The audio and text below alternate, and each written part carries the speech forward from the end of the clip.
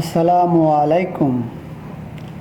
সবার মঙ্গল কামনা করে শুরু করছি। একবার মুসা আলাইহিস সালাম আল্লাহ তাআলাকে জিজ্ঞাসা করলেন, বর্তমান সময়ে সব থেকে নেকিকার ব্যক্তি ও পাপী ব্যক্তিকে আমাকে দেখান। মুসা আলাইহিস সালাম হতভম্ব হয়ে আল্লাহ তাআলাকে জিজ্ঞেস করলেন, একই ব্যক্তি মহাপাপী আবার মহানেককার কিভাবে হয়?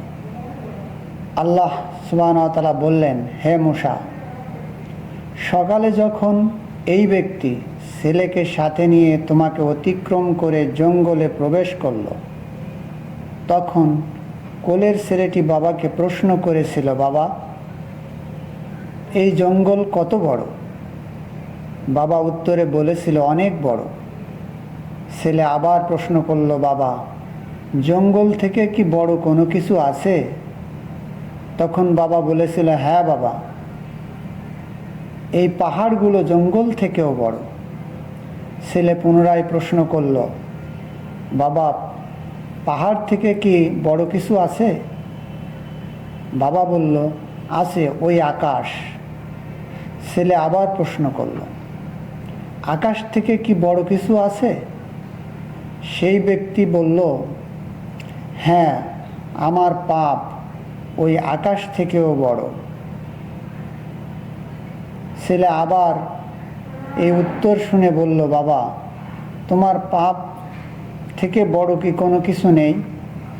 তখন বাবা চিৎকার দিয়ে ছেলেকে জড়িয়ে ধরল এবং কাঁদতে কাঁদতে বলল, আমার পাপ থেকেও অনেক বড় আমার আল্লাহ তাআলার রহমত।